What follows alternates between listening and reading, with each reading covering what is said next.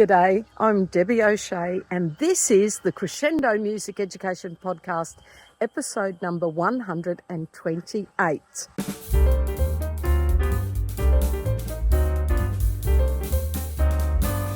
This podcast is being recorded on the lands of the Turrbal people. I acknowledge them as the traditional owners of the land and pay my respects to elders past, present and emerging. They were the first music makers on this land. Debbie O'Shea here on another wonderful episode of the Crescendo Music Education Podcast. And today I am joined by Dr. Ralph Hultgren. I've broken this chat into two parts because we chatted for quite some time. In the first episode here, you're going to hear about Dr. Hultgren's experience and some of the many things that he has done.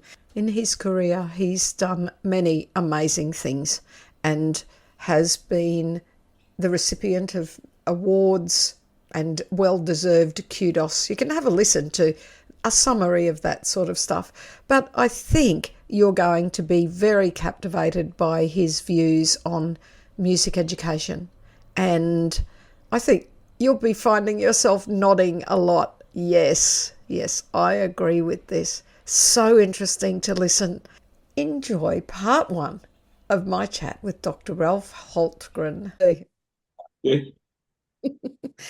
Now, I would like to welcome to the Crescendo Music Education Podcast, Ralph Hultgren. Hello, Ralph. Hi, Debbie. How are you? Lovely to be here. It is so great to have you on and to chat about instrumental music and the intersection between instrumental music and classroom music. But before we get going, I'm going to read just a summary of your biography because it's quite a lengthy bio.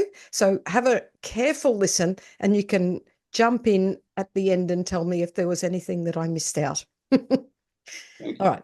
Ralph Hultgren, born in Box Hill, Victoria, Australia, is a distinguished freelance teacher, composer and conductor, currently residing in Newmarket, Queensland. He began his professional music career in 1970 as a trumpet player with the Central Band of the Royal Australian Air Force. Dr. Hultgren has made significant contributions to music education and has been recognised with several prestigious awards, including being named a member of the General Division of the Order of Australia, AM, in 2016. He is the patron of the Maryborough Music Conference and has received the Midwest Clinic International Award for his global contributions to music education. Ralph received the Citation of Excellence from the Australian Band and Orchestra Directors Association, as well as life membership of ABODA. Dr. Hultgren's extensive academic career includes serving as Head of Open Conservatorium at the Queensland Conservatorium Griffith University, where he lectured in conducting and instrumental music education and conducted the Queensland Conservatorium Wind Orchestra. He has also performed with notable ensembles like the Melbourne Symphony Orchestra and the Australian Brass Choir. While composing and conducting are his primary focuses today, teaching remains his great passion. Outside of music, he enjoys reading, listening to various genres, and leading a men's group at his church, cherishing time with his family. That sounds better than I've ever composed myself. Thank you. All right. Well, there's so many things in there, but is there anything that just listening to that you just want to add to that summary? I don't, maybe, Debbie, to underscore, I think the thing that stands out to me as I've grown through my career over all those decades, how important teaching has become to me. I mean, what a great privilege to conduct fine ensembles. What a great joy to have your music premiered all around the world. But there's nothing like being in a situation, and it could be on the podium conducting, in a rehearsal, where you see the light come on over a person's head and you go, wow. Whether that's a 6-year-old or a 60-year-old in a community ensemble, I mean, it's just the most amazing thing. And to think that that light came on because of something you've said, because at some stage somebody said something to you and the light bulb went over your head. Do you know what I mean? Yes. So Yes. teaching is such a special privilege, and it's something that we need to guard very carefully, I think. Yeah, of course, I'm going to agree with that. But I also feel it's quite sad that teaching generally in our society isn't quite as respected as it should be. Because it is a magical job. It's a difficult job. But like you said, when that light bulb goes off, it's amazing. I just wish that people who haven't experienced that joy of teaching and the importance, I just wish they knew how important it was. Well, yeah, but I think, Debbie, one of the great sadnesses isn't that the society doesn't realise it. I think there are many people in the profession who have never experienced the joy that you and I are talking about now. That's sad, and I think it's because they've gone off to do things together, with do musical things or whatever teaching they do. They've gone off to do that without a consideration of the fact that good teaching becomes joyful because those taught are at the forefront of what the teaching is about. If you, I mean, obviously you have to know your stuff, Yes. but you've got to have some great regard and affection for those who you're trying to impart that stuff to. Well, I think Yes. that's important, and I, a lot of people don't. A lot of people don't do that. yeah, They don't have that. I would agree with that too. And I don't want to make sweeping generalizations here, but I think, especially if we're talking about instrumental teachers, um, I think that if you lose sight of the fact you're teaching the child, you're Oh, not just teaching an instrument, or you're not teaching the notes on the page to that child so that their instrument makes the right sound. That's of mm, course part of it. Like you said, that's yeah, that's your yeah, job. But if you lose sight of the fact that you're actually teaching the child, right. um, that's, to me, the excellent teachers are the ones that know their craft. Of course, you can't be an excellent clarinet teacher if you don't know how to teach that instrument well and have your Mm, pedagogy, obviously. yep, yep, But it's the one that is able to reach the child, yeah, or yeah. the adult. Yeah, yeah, that's right. That's right. And I've been very fortunate across a very long career to be able to teach across all age levels and in all educational environments, whether that's primary school, high school, university, or professional development. And that's been one of the joys of my life is to work with those who've come to raise their skills, being at the chalk face with the kids and everything, and saying, actually, I don't know how to do this. I think this is right, and I think I do that well, but that needs to be polished up a little bit. And they come and they grow in a professional development week or two, and that's a joy. That's Mhm. a joy. It's really good. Yeah, I understand and I love that myself. It's why I love working with other music teachers. The same Mm, same mm. thing, same reason. Now, looking at this great journey that you've had as a music educator, what would you consider the highlights? Highlight or highlights? You can have several. I'll let you have Oh, several.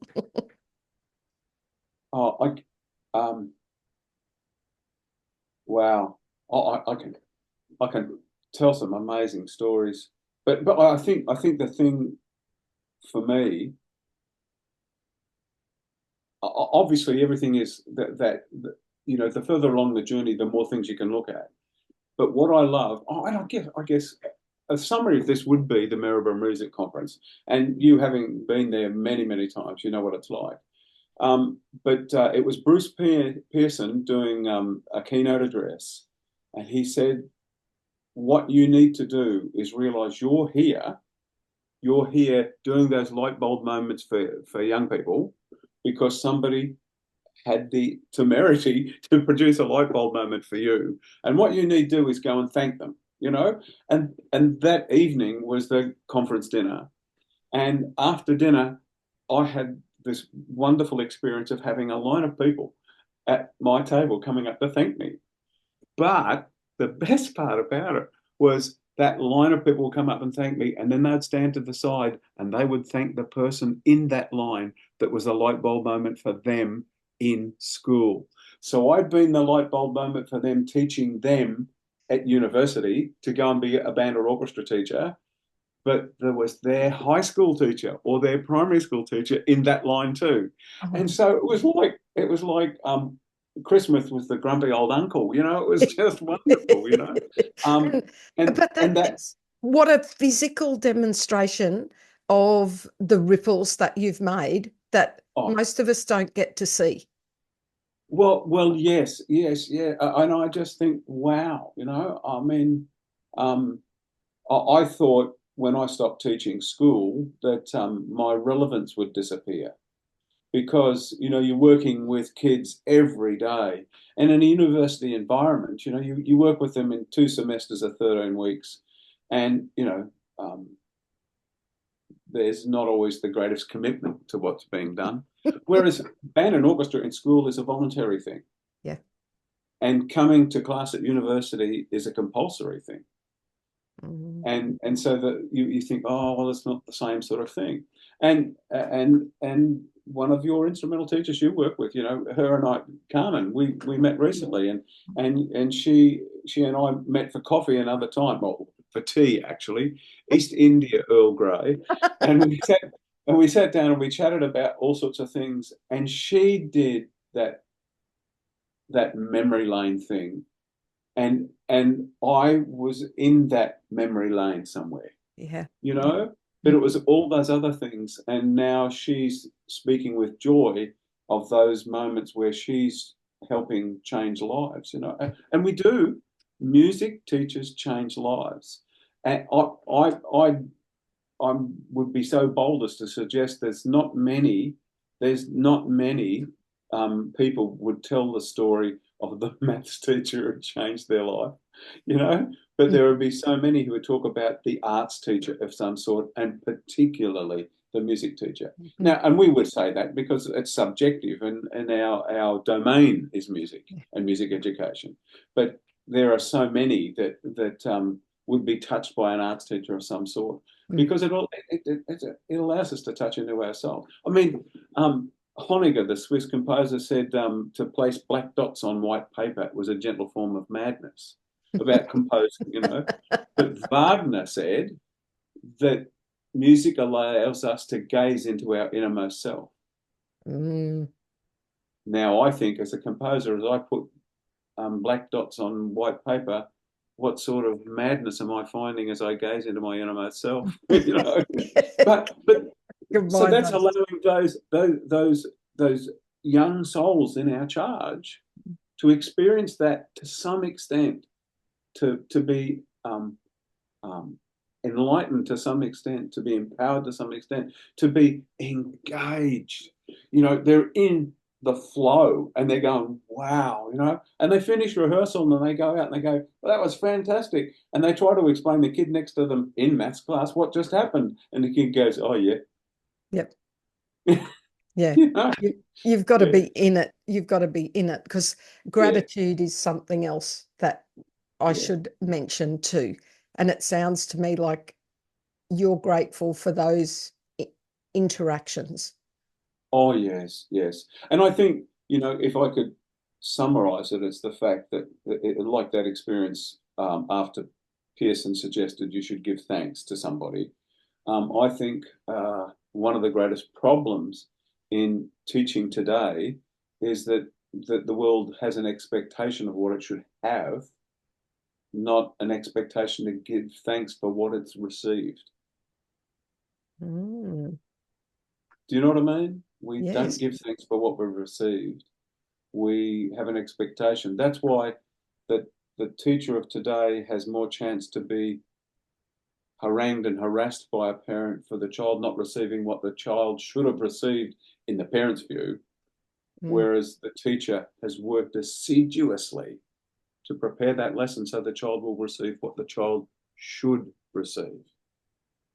Anyway, I sound like I should have a pulpit in front of me now, but you know what I'm talking about. No, I think that's a really perceptive look at sort of the way things are going now. It is a bit like that, isn't it? It is, and it makes our job even more important. Oh, yes, yes. Because we just have to get through this time, Debbie.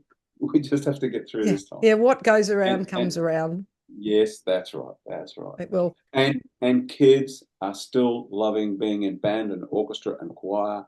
They're still enjoying going to the lesson where they learn their instrument. I taught a class. I presented a lecture at the con yesterday for the composition and general students on orchestration and arranging. And I said to them, "Don't you realise that because I'm talking about brass because that's my original background, and others have done woodwind and strings and blah blah blah." And I said, "Don't you realise that the brass instrument is the same as the voice? The body produces the sound. If the body doesn't work properly, the sound is no good. So it's a really personal thing, And we talked about that, and then we got onto that expressiveness of self, which composition is. So there's another step where they're able to tell their story of themselves without being, as the researchers say, solipsistic, that they're not so engaged in themselves, it's all about themselves. But it's part of telling the story. I mean, how many composers could you talk to sorry, I'm rambling now. I'll go back and let you run the interview. But the thing is that what we're doing is we're allowing the child to speak for themselves, but not necessarily expecting them to do the speech on assembly. The fact that they might stand up and sing in the choir is them speaking. And if they're playing a brass instrument, it's definitely speaking. Because you hold the trumpet up and look at it like that, and you think, that's not an instrument, that's an amplifier. This is the instrument. And this doesn't do the right thing, Yeah, and that has made me think that one of the things that we often say is that one of the reasons we do music is for self-expression. Like that's often quoted around, but that's digging deeper into what that actually means.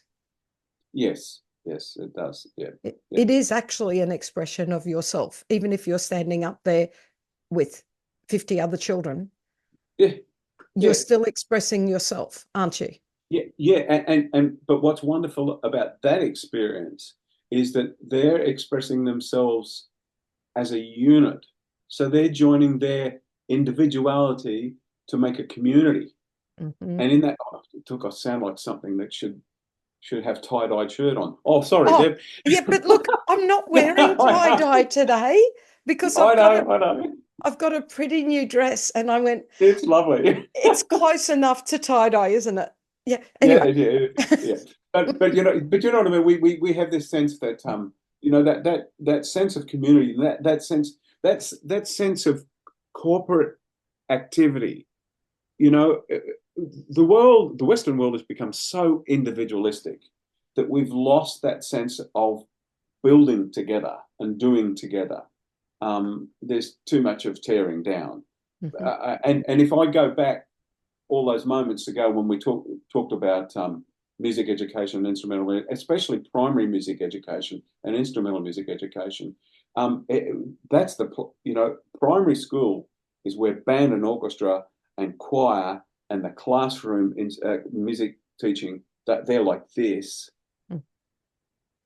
And so when they're joined like that, it's the old Sunday school song, here is the church, here is the steeple, open up the doors and here are the people. And that's it, isn't it? I mean, when you open up the doors, that corporate activity is full of people who submit themselves to make music together, you know, but in their submission of themselves, they're not. They're actually finding more of themselves. Yeah, anyway, yeah, I'm taking over again. No, I agree. And it's exactly what I mean, I spend my life banging on about. So you're absolutely there with the things like Together Sing and Music for Every Child Every Week and all of the other passion Yeah, projects I work on. That is what it's all about. yeah, And children need it more and more these days yes, with standardized testing and achieving certain standards. We need time to just be together and yeah. work together. And can I say, what are bosses looking for? Aren't they looking for people that, I don't know, Be a good team can member. be a good team member, work in a Yeah, group, bounce ideas off each other, head in the think same creatively. direction, Yeah, think yeah. creatively? So we should not have to fight for music in our schools because we need it in our society. Yep, yep, yep. Mm. But anyway, Well, that's that. I mean, we talk about that and we think we're so enlightened and blah blah blah blah. The Singaporean government and the country formed in the mid 60s out of what was Malaysia, and one of the things that they said that is that they built hard, worked hard to establish themselves as a knowledge nation and blah blah blah, and took themselves from a third world to the first world, and did a fantastic job with all of that sort of stuff. But the thing that was most amazing was when they got to that level, when they got to be financially and productively secure, they said music has to be in every child's life, and they funded music from kindergarten through to the end of high school. Well, high school, and then they have junior college, which is year 11 and 12, and they funded it, and they put choirs and bands and everything in all the schools, and they just said it's part of what we have to do. We can't just be this wonderful corporate entity. There's another part of humanity, and that has to be fed. I'm sorry, I forgot to turn my dinging things off. They're going ding ding now. Anyway, so it's just terrific. And about 10 years ago, they thought that there was something wrong with what was happening, for example, the area I work in bands in schools. So they investigated what was happening in bands in schools, and they didn't complain about the teachers. They didn't complain about the kids. They didn't complain about the schools. They said, we aren't supporting it properly. And they gave hundreds of thousands of dollars to each high school to make their band program better. that sounds like a pretty amazing story. I know, I know, but that's a society. That's this, because the Singaporeans are very much like this, and you go like this, and there's the people, and it's the government saying we're not looking after the people properly. Those wee kids with instruments in their hands, so we should do a better job of that. Wow, I what an love epiphany! that. I Yeah, love I that. know. We Yeah, need I to know. send that to our decision makers, that little story, don't we? Yes, I know. Well, I've pushed that little story around a bit, and it's been pushed back at me. But there you It's go. all right. Keep doing it. Keep doing it. Yeah, yeah. I just wanted to talk to you a bit about your composition process because then I want to delve more into how classroom and instrumental music are sort of linked and how we Yep. work together. But before we go on that, let's have a little talk about your composition journey and about your black dots on a white page. Yeah, yeah. Um, I guess one of the things those who are listening to this could do if they wanted to is they could actually um, type in their browser doctorate.hultgren.com.au, doctorate.hultgren.com.au, and that's my PhD thesis. I presented my PhD thesis as a website. Oh, okay. And I all will put that link in the show notes. And if anyone is okay, looking for the show notes, they don't appear on all of your players, before you go and delve into Spotify and whatever, you'll actually have to come back to my website and Okay. you will find the show notes there. So you've just got to find the appropriate podcast episode. Yep. I've sort of lost track of the numbers. Sorry about that. But you'll find it and then you can have a look at the link in there. So we'll pop that link in for That's you. great. And so what that was so my master's. I wanted to know why I composed, so it was very autobiographical. And so I wrote a symphony and interrogated the process of doing the writing. Now, in my doctorate, it's based around the major case study of my doctorate is about how I responded as a composer, how I responded. No, it's how I responded as a human being to my sister taking her own life. And what I did is I wrote a piece of music, and it's a terrible tragedy, the story of my sister taking her own life. But the piece is in D major, and it's beautiful. How did that come about? So it's an interrogation of that sort of thing. And through the period of my doctoral candidacy, I wrote 34 pieces, everything from elementary band and string music to professional level music. And they're all in there. But the two major case studies are about, the major and minor case study is about my sister, and then a piece I wrote for a school.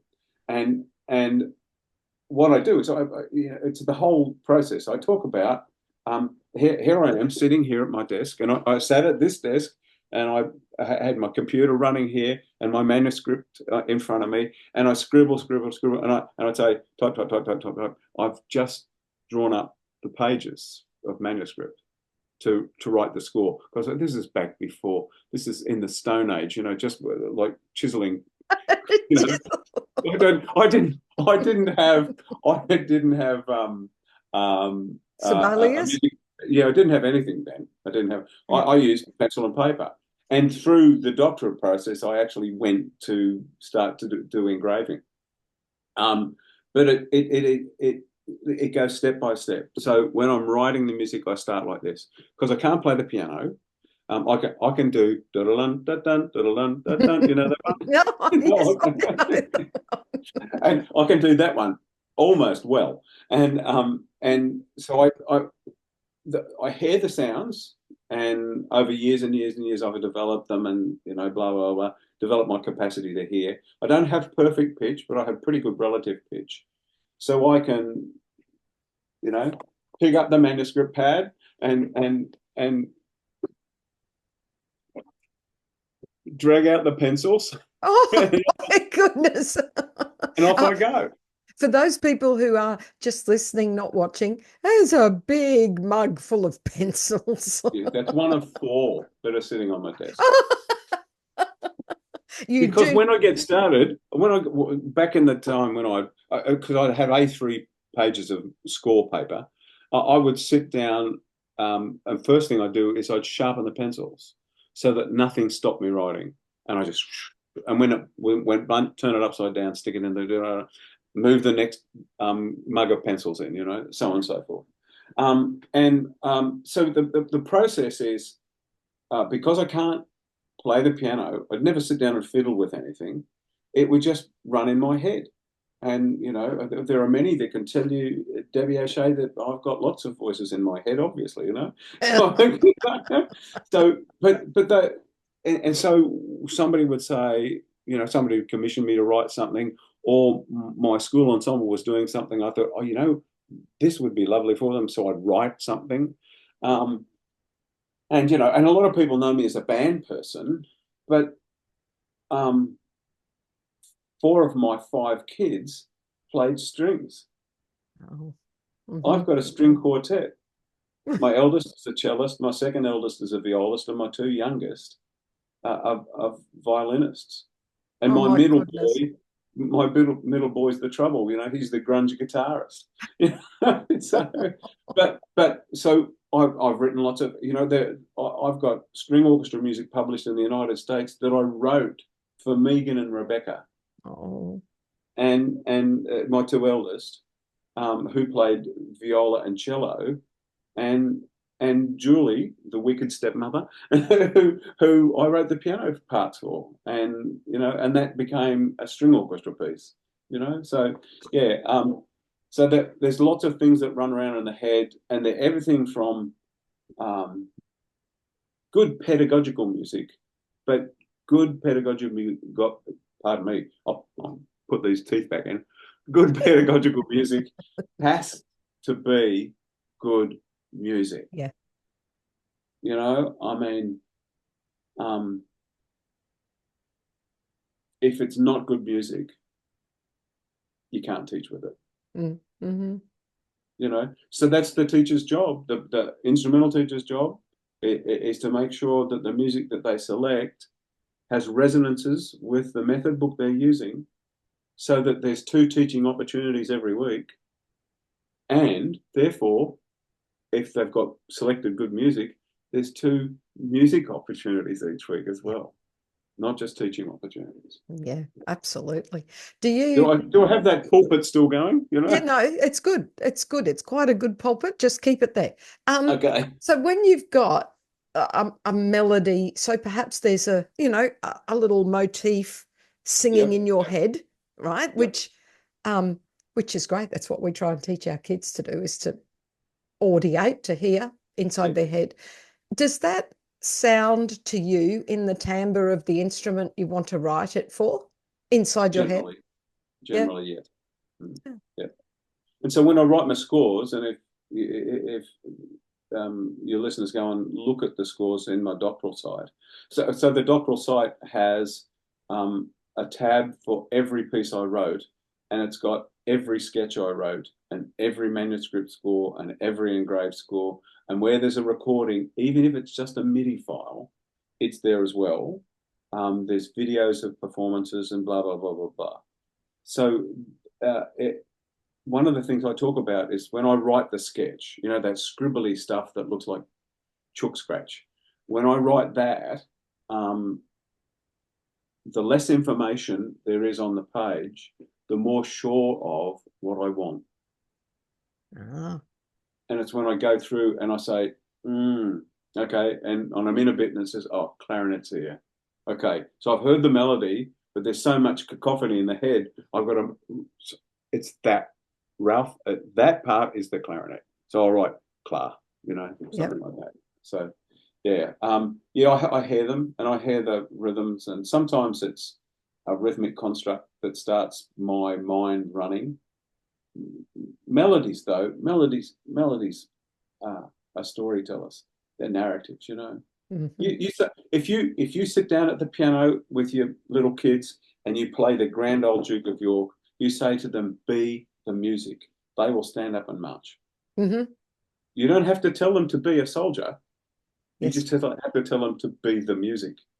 And if you play a waltz, you'll say, be the music, and they will dance. Yes, I love that. I like using scarves that way too.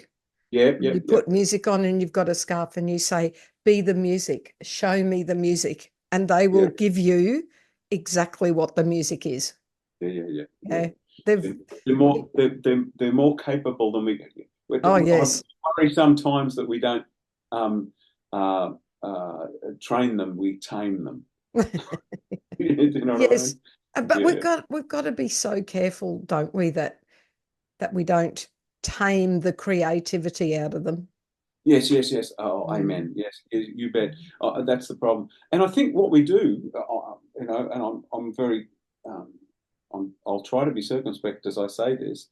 I think what we do in the study of music, especially in secondary schools, and then into university,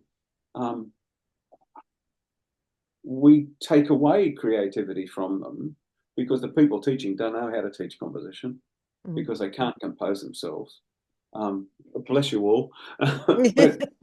but we also analyze the music of dead white men. Mm-hmm.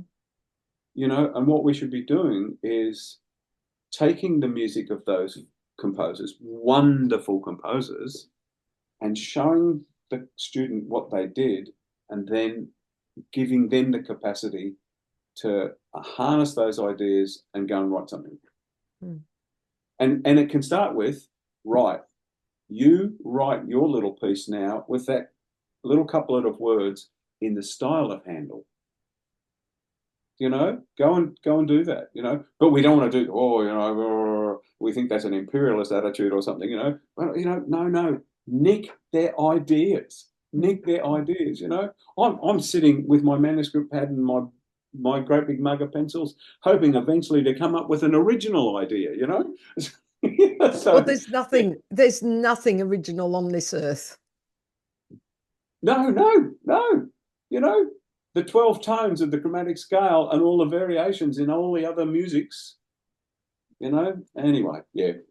I agree. We should be having this conversation, Debbie O'Shea, with a glass of wine in our hand. I would not complain. I've got water instead. I tell you what, Yeah. I'll have the wine in a couple of hours from now. Okay. And I'll sort of toast you. Yeah, well, I'll lift a glass for you too. Okay. Julie and I will. Now, let's talk classroom music. Now, of course, that's my passion, music for every child. And because with instrumental, even though we're so lucky in our state system to have it, not every child can access that. So I'm all about every child having this. And I see the huge advantages for the child with ASD and the child with ADHD and the other children with special needs. I can see how they benefit from our music classroom. I can see how the really bright kids benefit. So, that's my philosophy, is for everyone. So how do you see the classroom music and instrumental music in our schools, I think, particularly interacting? I'm pretty lucky. You've already mentioned Carmen. Shout out Carmen, who is actually on a podcast as well, because we've had a chat about how we work together as a team, because good. I believe it is working together and it is team. Sorry, I'm answering your own question for you. But I think it's really important that they work together and that they're not separate things, because we're not separate. We're working on the same thing. We have the same goals, don't we? Oh yeah. So what's your philosophy and thoughts about how these things work together? Well, it's that hackneyed old phrase, we don't teach music, we teach people. That's our ontological perspective. That's where we start from. We've got to go from there onwards. And I think the most important thing is, to give you an example of what I mean, the last activity of the curriculum instruction when I was teaching both at QUT and at Griffith, training instrumental teachers, the last activity was a meal on our back veranda. Because, they'd handed in their assignments and blah, blah, blah, and they had to organise what was being eaten. I said, I'll provide the first drink, a can of Coke and 15 straws, but the whole thing is that was the beginning of team building stuff, I mean, yes, they did all their things, they worked together and everything, but that was to get assessment done and, and worry about going off on prac and everything. This is after it's all finished. It's November of their last year. They've probably had their interviews already. It's on the back veranda. And I would stand, get things started, because it'd be quiet to begin with, get things started, first glass of wine or whatever, and they're off. And I still look, for example, at Maryborough, and I can see the different graduating classes, because they're the ones that are sitting having a glass of wine together or having on that one table at the conference dinner and so on and so forth, because that was the beginning of their networks. Yes. And what happened was that some of them then would go teaching somewhere, and they would be in teacher accommodation, and the classroom music teachers in the next flat, or they're in the next, just down the street somewhere, and they would start to build those relationships. And sometimes, given the peripatetic nature of both in the primary school and in the high school, they might drive to schools together. Yeah. And that community of interest meant that they would begin talking. And I always said to the guys on the back veranda, you have to build up a relationship with people so that you close your mouth and open your ears and see what's happening with them. Because you share more wonder and you share more angst than you could possibly believe, because they've got the same sort of heartbreaks as you. It's just that they don't have, it's not because the kids' hands aren't big enough to push the keys down on the clarinet, It's not that. And so you've got to build that relational thing, because you're working with the same raw material, children's hearts and souls. So there you go. There, look, I've been up on that pulpit one more time, Debbie O'Shea, but it's so important. It's so important. Yeah, but yes, I do expect, Ralph, by the end of this, I would like you back up on that pulpit several more times, because it's the most important thing. Yeah. So that coalescing of, especially in primary school, of the classroom music and the instrumental teacher is so important. But in high school, I worked assiduously at that. All those years I was at Kelvin Grove State High, I would go to the person who was the head of classroom music, and I would talk with them, and I would say, what have you got planned for your year? And I would select the senior syllabus stuff, the grade 10 and then the 11, 12 syllabus. I would select music for the band and the orchestra that had resonances with what they were teaching in each semester. That's good. Well, I'm thinking now, these kids have got, let's say, 4 periods of classroom music a week, and they've got band rehearsal or orchestra rehearsal and their lesson. So they've got 6 music learning opportunities that week if I'm doing something that relates to the curriculum that the classroom teacher's doing. And what that means then, isn't it? And I'm sorry, dear listeners and viewers, but what that means is planning.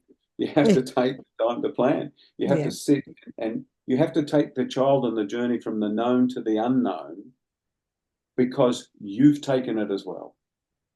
You're leading them. It doesn't mean you're both standing there with a map and a compass, for crying out loud.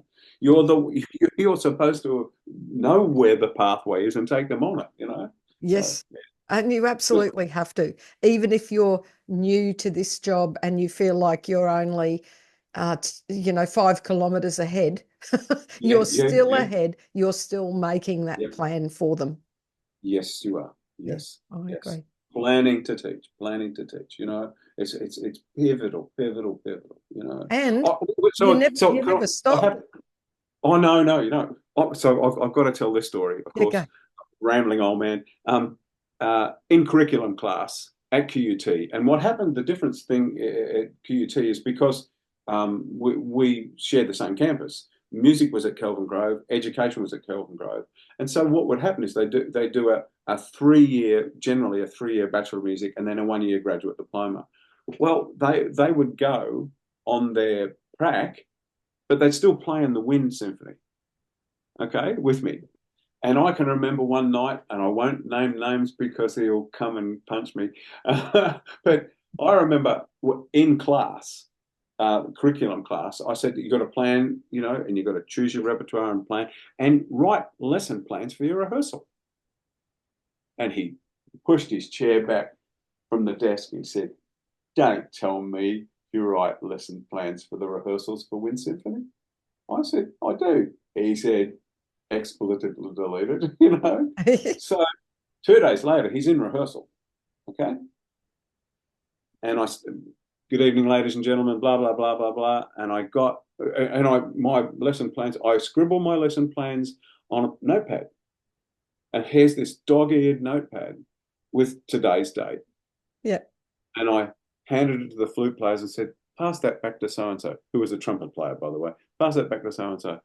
And they said, why? I said, he said he wanted to see it. And it was my lesson plans for the semester.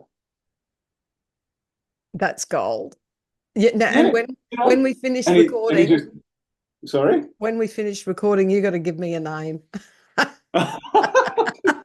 Okay, okay. Yeah, but isn't that fantastic? Yes. Isn't that fantastic? And he is an excellent teacher. Yeah. He's an excellent teacher. And he doesn't play in exactly the same way as I did then, Mm.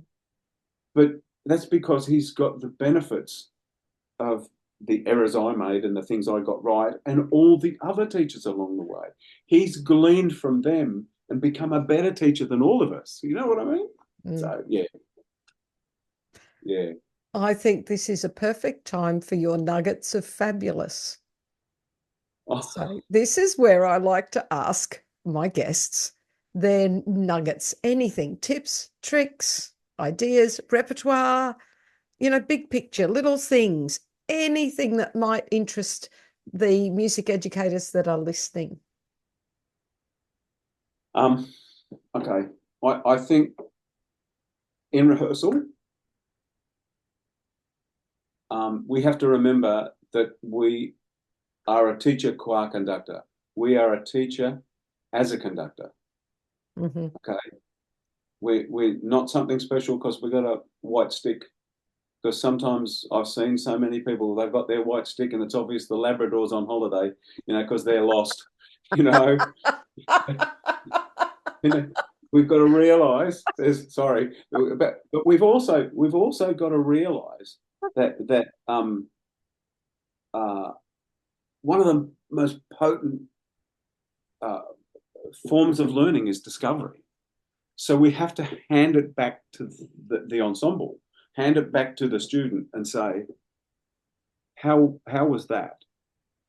And and interrogate and of course kids, the smart kids, teachers pet will give you a musical description of what went wrong, blah blah blah blah blah, a technical description, Mm. but what you actually want is a musical one. And some punk kid up the back will say, we played with a really bad sound, and what we should have done is this. Anyway, that's it. Yeah, that's And the it. kid up front is talking about, hey, the breath control should be this, and our embouchure and our diaphragm and blah blah blah. And the kid up the back has nailed it. It sounds daft because of all of those things the kid set up the front. So my solution then is play with the most beautiful sound you can make. Do all the things you have to do. So kids will say to me, kids, here I go, the graduating class that'll go and be an instrumental teacher next year. How do I get my ensemble to play in tune? I said, get them to sit up. Get them to sit up. Mm-hmm. You can't if they're up and they bring the instrument to them, then the body works properly. Yeah. That's like singing, Yes. isn't it? Yes. I mean, the slouchy shouldered old man sort of attitude will never make a good choir. Mm. So I think you're searching for a musical solution with it. Okay, all my rambling of the last 5 minutes, my first nugget is you search for a musical solution to a technical problem. Ah, okay. So the technical problem is they haven't got the right control of the breath. The musical solution is the kid up the back that says it sounds duff because it's dull and it sounds all wonky and all of that. So they're talking about intonation, but not just intonation, they're talking about quality of sound. And that leads to you can't tune a bad note, and so on and so on and so forth. So they all come back to a technical solution, but it's a technical resolution, but it's a musical solution that Mm. gets you to that. So if it sounds duff, what do you think it might be?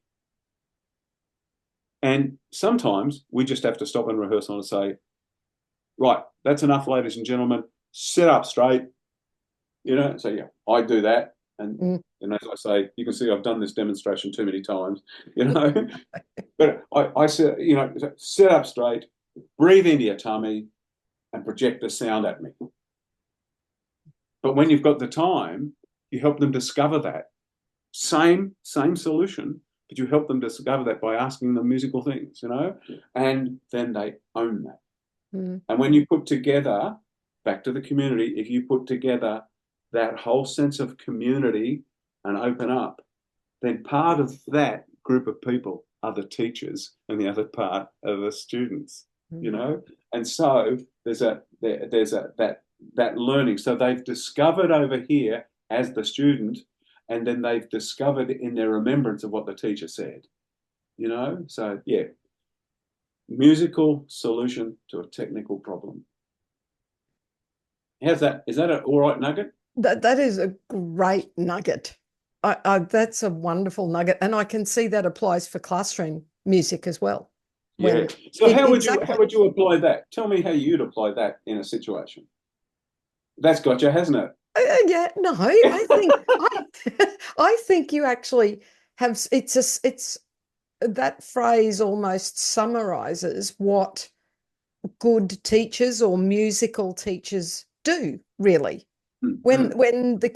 When I've got grade ones singing "Bye low baby oh," and they're rocking their Yeah. toy or whatever, and you just ask them, how do you think that went? And someone will say, like, it didn't really sound like a lullaby, or that was too loud, or I mean, the kids will often Oh come yeah, yeah, up with that themselves, yeah.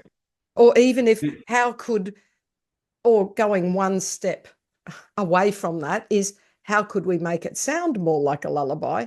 But the more you can get from the children, the Yeah. better.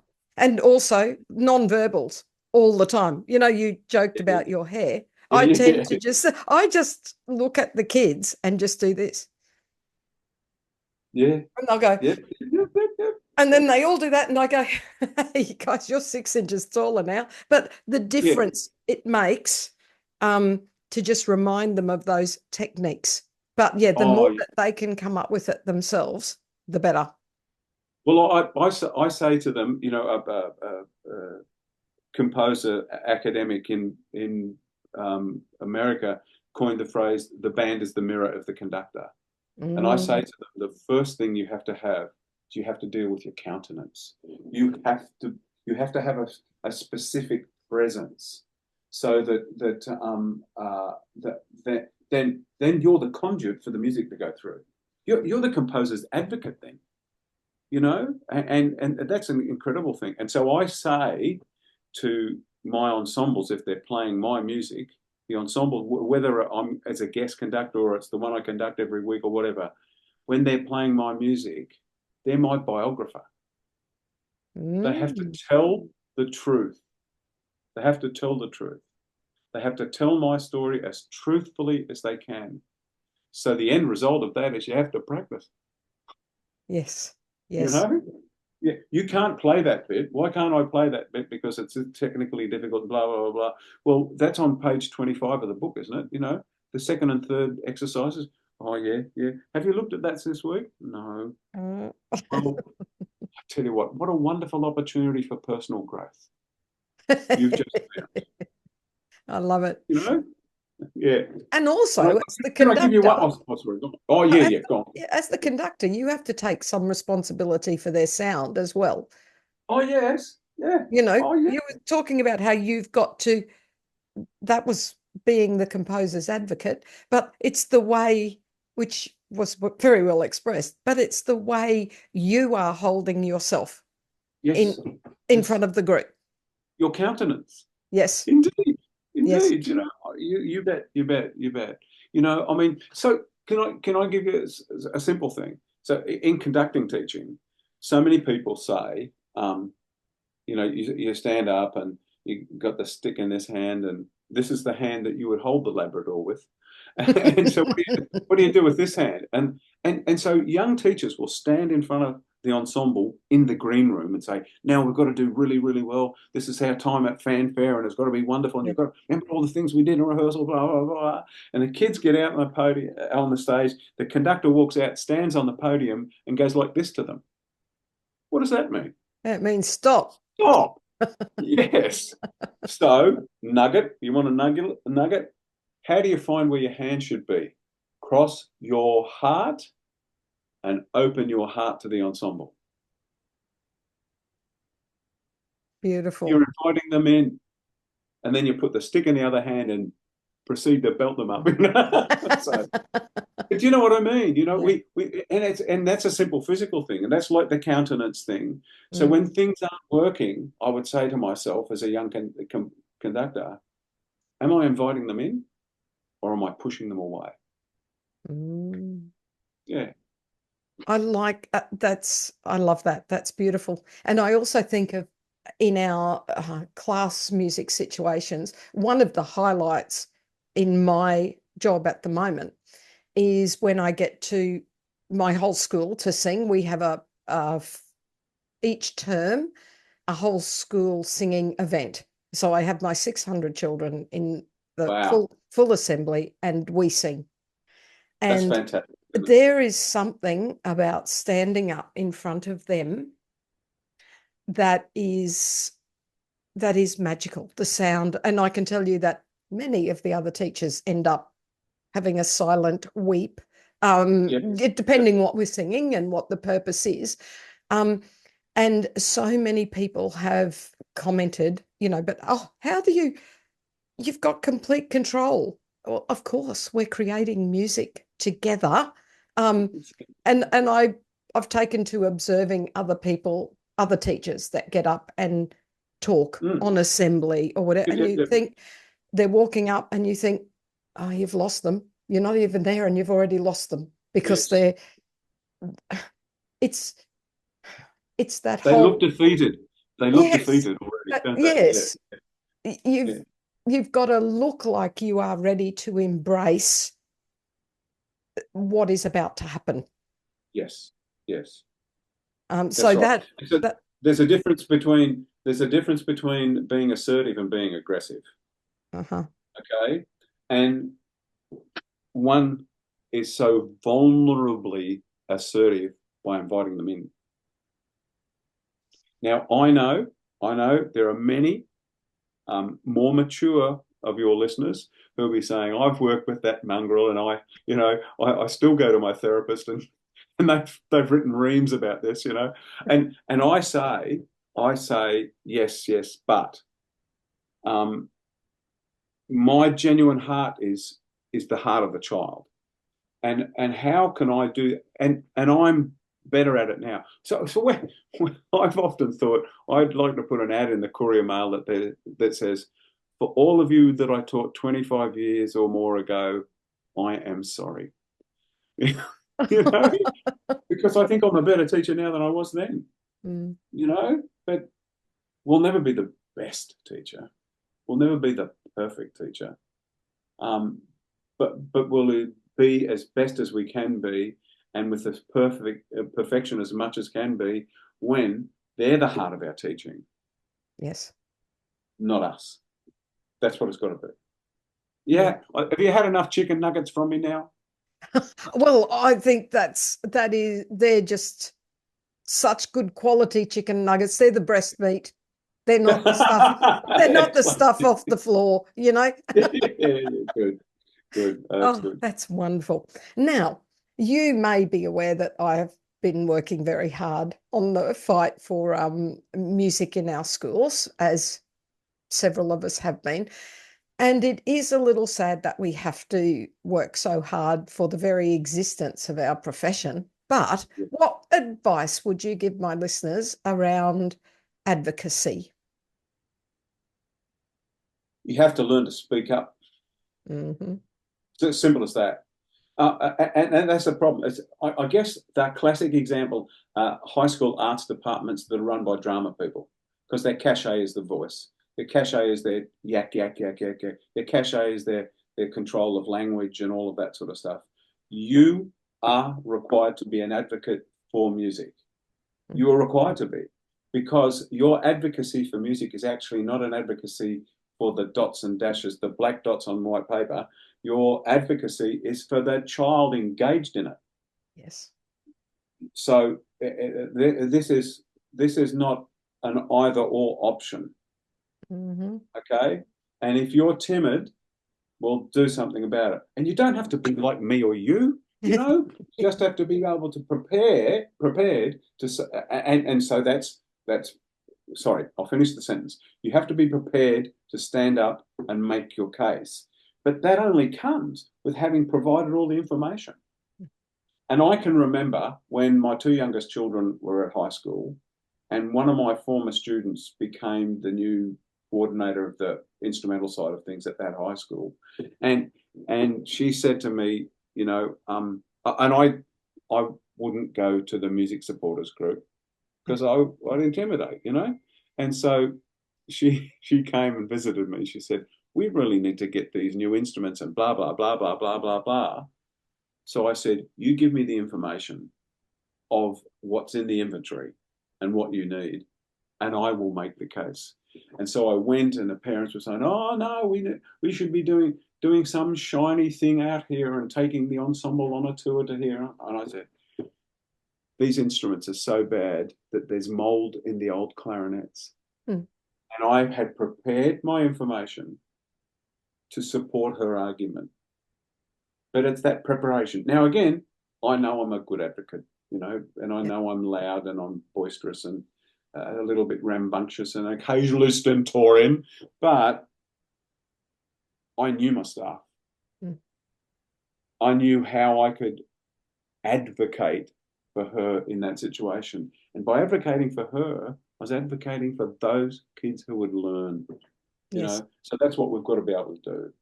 So you've got to, just like you've got to know your stuff to be a good music teacher, and you've got to be a musician to be a good music teacher. So therefore, to be an advocate, you've got to know your stuff. You've got to know what the arguments being used against you are. You've got to know what the arguments that you should be presenting are. And then you've got to know when you fight against that stuff, or when you don't even, you ignore it and you just present your case, which should happen more often. Yes, I agree. And I think the worst thing to do, or shall I say the people that annoy me the most, I'll just say it, and hopefully there's no one listening that fits this bill, as the people that do nothing and then complain really loudly. Look, that's not fair. Someone should fix that. You go, yeah. Or maybe you could try. And if everyone tried, it's amazing what you can do as a collective. You know, that's right. So the weakness begins with us. You know, we are in fact the weakest link in the chain until we do something about it. And it's often we're bound up by fear. And I also think I'll just share a little personal story where I was quiet where I shouldn't have been. Actually, there's been several of those. They don't happen anymore. Not now I'm this age. No. But these weren't that long ago. I was on contract in a school for more than 5 years. Right? When I lived in Cairns and I'd worked out of the system. Then I was back in the department, and I was here in the department, and I was in the department in this school. In fact, got transferred within this 5 years I was on contract, but I was at the one base school. And I just thought, that's all right. They'll make me permanent. My work will speak for itself. I don't need to make a fuss. I'll just wait. No, like the second I decided to start making a polite fuss, it was when there was an acting principal came in and said, you're on contract. And we had an amazing music program by then. I mean, it was just, I loved it. And I felt I was an important cog in their wheel. And he couldn't believe I was on contract and started making calls and said, you contact the union now. And I went, I don't want to make a noise. It all happened seamlessly and almost straight away. And it could have earlier. But I went, oh, no, I'll just be quiet. No, you don't have to be obnoxious. I don't want all of those people out there to think that I'm really rude and pig-headed. But I could have just spoken up to one of our other acting principals and then just asked the union, how would I go about doing this? Maybe rung head office. Oh, did you know that I've been on contract for a while and I've actually just been the manager of the writing team for the new state curriculum Do you think maybe you could make my job permanent? Um, I could Yeah, I have know. just asked politely. Yeah. And you see the thing if we go back to what we talked about when we were talking about this, began this advocacy thing, um, you're not advocating for those dots on the page, you're advocating for the child. Yes. So by you not advocating for you, Yeah. you could have taken that away from the child, Yes. Exactly you know, right. and that's And the thing, you know. yes, and that's why people have to stand up for themselves and their job, not just for them, but for their children. Oh yeah, yeah, yeah. You bet. You bet. Yeah, yeah. Now, it is time for you to get on your soapbox. Haven't I been on it enough? I don't No, have a soapbox, I've got a pulpit, you know? pulpit. That's right. You got to get down from the pulpit. Get on your Yeah, in the soapbox soapbox, now. yeah. This is Speaker's Corner, hey? I think what we've just been talking about are the essential matters in music education. Um, it's relational, it's human, it's child focused, and that means that all the things that are to do with us are essential things because there is no relationship that isn't human if we're not looking after ourselves. And the child is not the focus if we don't have as full a skill set as we can have, if we're not able to construct learning and so on and so on and so on and so forth. You know, so we to say that the child is the center isn't some gooey muck. Mm. It's the truth, you know. Um, um, the one I follow says, you know, the truth will set you free, you know, and it's got to be the truth, you know.